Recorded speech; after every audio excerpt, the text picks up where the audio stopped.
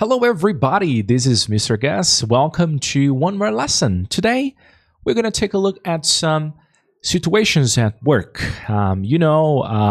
Before being a teacher, I worked for 2 years for an American company, and what I'm bringing here today, it's not something that I just made up, it's something that I really used, So this is practical business English.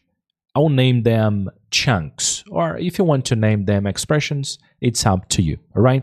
So we're going to go through 6 situations people normally face at work. I'm going to give you some examples, how you should use them, the definition of each one of them. But with no further ado, let's get it started, right? Let's start by the first one, right? Which is to be behind on. To be behind on, it means when you have something accumulated. Let's say that you get to work on Monday. Like Monday. You arrive at work, you arrive at the office or whatever. And you have a lot of emails to answer. You have some accumulated work that somebody might have sent you on Friday, but you didn't see it on time, right? So you kind of have something accumulated that you need to finish. You have to hurry up, A good example, it's like, I'm behind on my emails after the weekend, right? You can use this context. It's very normal to use it. And just don't forget to pronounce this word here properly, because this is not emails as we Brazilians tend to speak. It's emails, right? Repeat with me, emails. So, repeating the sentence, I'm behind on my emails after the weekend, right? It means when you have something accumulated, right? The second one, which is to be running late, it's when you haven't finished something yet. You haven't concluded something yet. Let's say that you had a report to be delivered by yesterday, and you couldn't finish for whatever that might be the reason, right? But you didn't finish. So if you didn't finish, you are running late, right?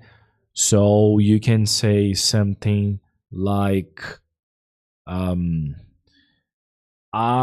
running late on my report, right? I'm running late on my report. So something you should have delivered yesterday, but you haven't delivered it yet. So you are kind of running late towards it, all right? It's a very good and practical example as well.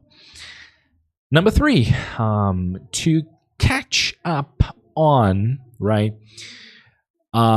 It's to kind of bring something to the date. Like, let's say that something changed, right? Something changed, and you don't know what changed, and you need to put yourself to the date. You need to kind of update yourself towards that change particularly, right? So you could use this example.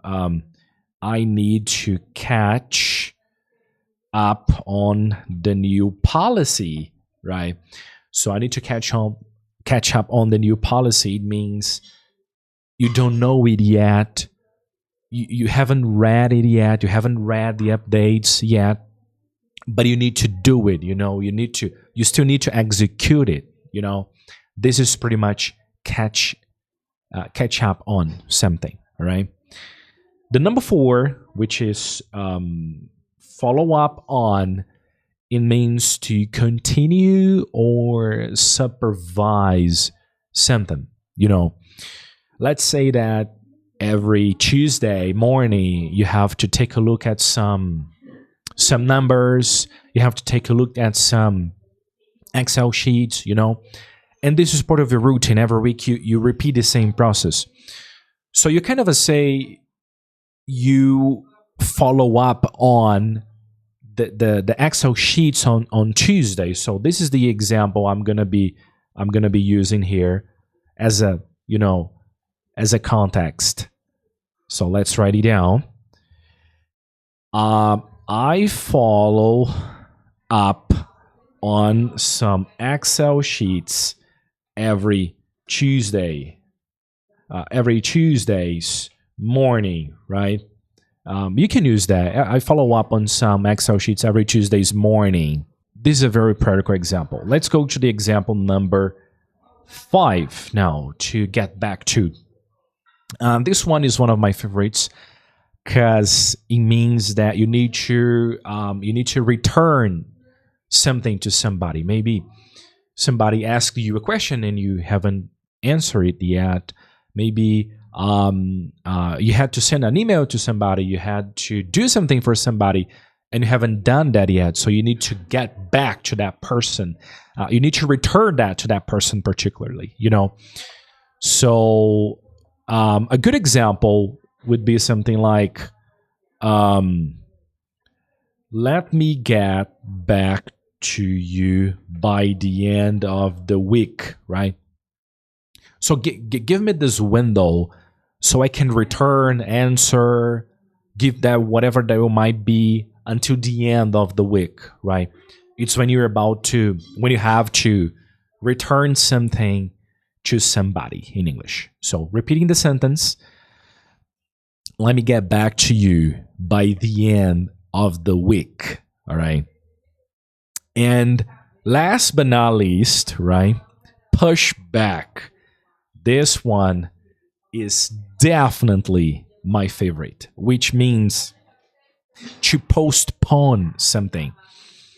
Let's say that you have a meeting today, but you for some reason you can't participate, you can't attend to this meeting, and you have to find a new date in the future, maybe tomorrow, next week, next month, whatever. This is pushback, it's when you have to postpone something, when you have to put something for the future, right? So a good example of this one would be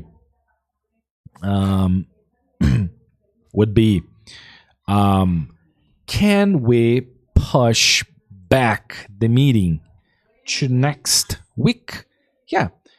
Can we push back the meeting to next week? Like, can we move the meeting to next week, right? To the next week, right? So come with me. Let's repeat all the examples. I'm behind on my emails after the weekend, right? It means that you have some accumulated email that you couldn't answer.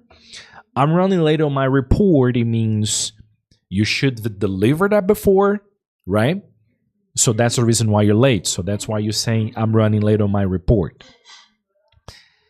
I need to catch up on the new policy. It means that you need to get yourself up to the date. You have to bring yourself up to the date, right?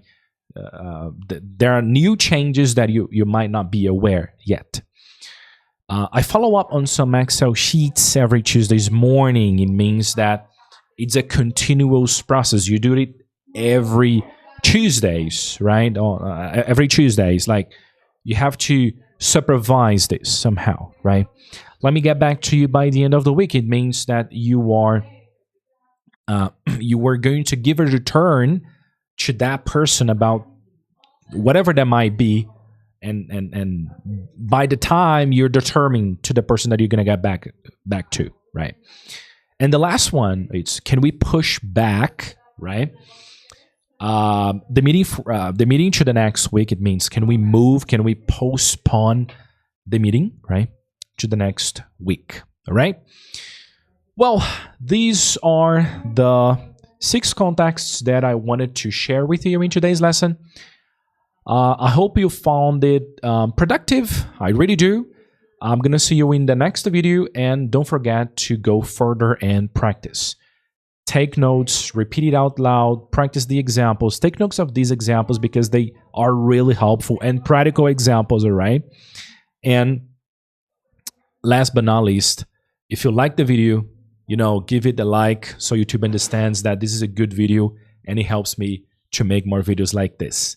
Thank you so much for watching, and I'll see you next time. You take care. Peace.